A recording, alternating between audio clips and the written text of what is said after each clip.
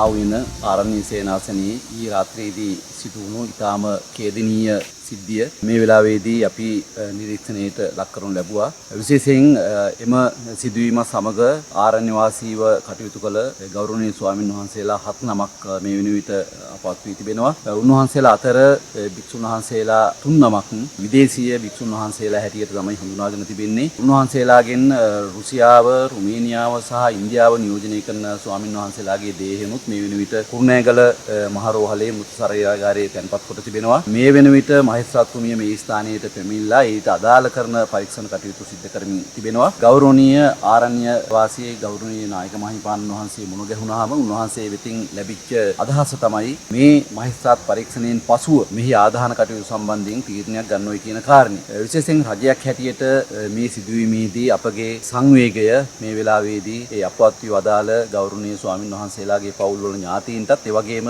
මේ සිද්ධිය තුවාල ලැබූ ස්වාමින් වහන්සේලාගේ ඥාතීන් වෙතත් පිරිනමන අතර රජයක් හැටියට මේ කටයුත්තේදී මේ වෙනුවෙන් සිද්ධ විය යුතු උපරිම මැදිහත් වීම ලබා දෙන්න අපි සූදානමින් සිටිනවා. මම හිතන්නේ අද මහේස්ත්‍රාත් පරීක්ෂණයෙන් පසුව මෙහි ආදාහන කටයුතු පිළිබඳව යම් තීරණයක් ගැනීමට නියමිතව තිබෙනවා. ඒ ආදාහන කටයුතු වෙනුවෙන් ඒ සිදුවීම සහ ඒ ආදාහන කටයුතු සූදානම් කිරීම පිළිබඳව අද රාත්‍රියේදී පැවැත්වෙන ආදාහන කමිටුව ඒ ආදාහන කමිටුවේදී ඒ ඉදිරි ක්‍රියාමාර්ග පිළිබඳව තීරණ ගැනීමට නියමිතව තිබෙනවා. මෙවැනි ස්ථාන ඉතාම බෞද්ධයන්ට සංවේදී ස්ථාන තවත් අපේ රටේ බොහෝ තැන්වල තිබෙනවා.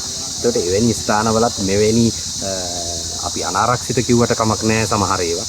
එවැනි ස්ථාන තියෙන්න පුළුවන්. ඒකට යම් නියාමනයකට යටත් කරගන්න.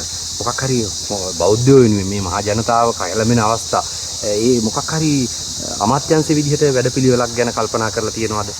මෙවැනි අරණ්‍ය වාසීව බණ භාවනා ආදී කටයුතු වල නිරත වෙන ගෞරවනීය ස්වාමීන් වහන්සේලා විශාල ප්‍රමාණයක් අපේ රටේ විවිධ ප්‍රදේශ කේන්ද්‍ර කරගෙන කටයුතු කරනවා. අපි විශ්වාස කරනවා එවැනි ස්ථානවල උන්වහන්සේලා තම තමන්ගේ භාවනානුයෝගී ජීවිතයේ අදාළ කටයුතු කරමින් පවතින්නේ. යම් ආකාරයක මේ ස්ථානයේදී අනුතරට ලක් වෙච්ච දක්ුව යම් මට්ටමකට මම හිතන්නේ අවුරුදු 20ක් විතර කාලයක් තිස්සේ පවත්වාගෙන යන එකක්. උන්වහන්සේලා මම හිතන්නේ මේ පිළිබඳව යම් අධීක්ෂණයක් නියාමනයක් කරමින් තමයි මේ ඒ ස්ථානේ පවත්වාගෙන ගිහිල්ලා තියෙන්නේ. මේ උපකරණය පවත්වාගෙන ගිහිල්ලා තියෙන්නේ. නමුත් අවාසනාවන්ත සිද්ධියක් මොහොත විදිහට සිද්ධ වෙලා තිබෙනවා. මගේ දැනුමේ හැටියට මෙවැනි ආකාරයේ අනුතුරුදායක ස්ථාන අපේ ඉතාමත්ම අඩුවෙන් තමයි අපිට වාර්තා වෙන්නේ. අපි විශේෂයෙන් මේ සිද්ධිය පාදක කරගෙන බලාපොරොත්තු වෙනවා එවැනි ස්ථාන තිබෙනවා නම් යම් ආකාරයකට සොයා බැලීමක් කරන්නත් ඒ වගේම යම් අවශ්‍ය කරන නියාමනයකට ලක් කිරීමක් කරන්න. අවශ්‍ය වුණොත් ප්‍රතිලාභ ලබා දීම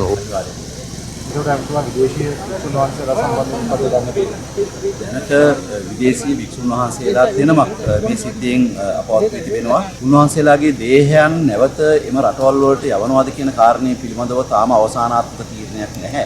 නමුත් අද මහේස්ත්‍රාත්තුමියගෙන් ලැබෙන ඒ තීන්දුව අනුව ඒ රටවල් වල අපේ ගෞරවනීය ස්වාමීන් වහන්සේලා අපවත් වුන් ලද ස්වාමීන් වහන්සේලාගේ ඥාතීන්ගේ ඉල්ලීම එකඟතාවයේ අදහස සැලකිල්ලට අරගෙන ඒ දේහයන් අවශ්‍ය වෙනවා නම් විදේශීය රටවල් වලට එවීමට රාජ්‍ය මැදිහත් වීමක් ඇතුළේ තානාපතිවරුත් සමග සාකච්ඡා කරලා ඒ කටයුතු කඩනම් කරලා දීමට රජයක් හැටියට අපි මැදිහත් වෙනවයි කියන කාරණේ මේ වෙලාවේදී සිහිපත් කරනවා.